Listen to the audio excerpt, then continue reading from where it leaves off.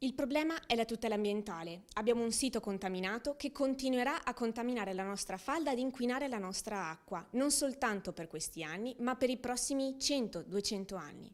È chiaro che l'istituzione è chiamata ad intervenire. Attualmente abbiamo necessità di andare quindi a sistemare il terreno sotto Miteni, ad andare quindi o a delocalizzare e rimuovere la Miteni da quel sito inquinato per provvedere poi al piano di caratterizzazione e alla bonifica necessari, oppure richiedere che qualsiasi azienda che nel territorio produce perfluoralchilici attui tutte le misure previste per la sicurezza nella produzione. Abbiamo la scienza che ci viene incontro, esistono dei metodi di produzione che prevedono un ciclo chiuso, però sono troppo costosi e per questo motivo Miteni non li ha attuati.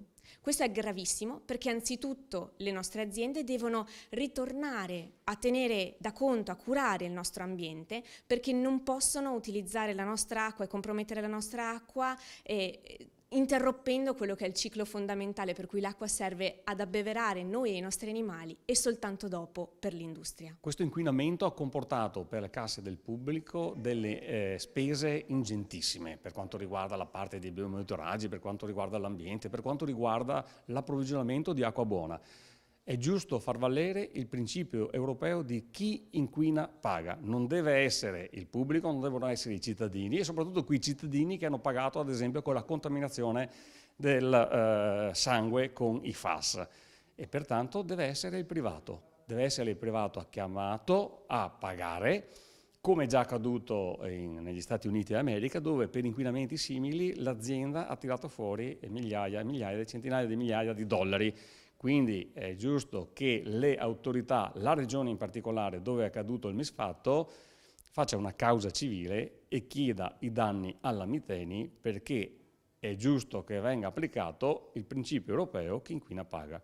Siamo molto preoccupati e denunciamo una latitanza della Regione nella vicenda dei perfluoroalchilici che riguardano tutta la vasta area del Frattagorzone, ma anche oltre, con le due province di Padova e Verona coinvolte.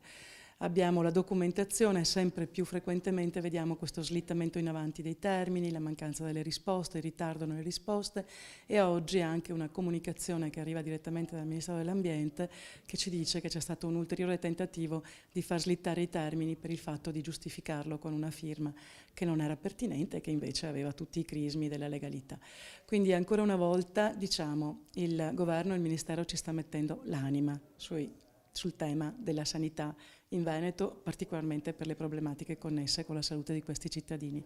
Allora, 103 milioni di euro ci sono, 103 milioni di euro si possono spendere, ci sono le soluzioni, sono state attivate tutte le formule per accelerare, perché la Regione del Veneto non si rende conto dell'emergenza e urgenza che è dichiarata e conclamata grazie agli studi del CNR dal 2013, sono 4 anni e sembra che ancora tutto sia sospeso.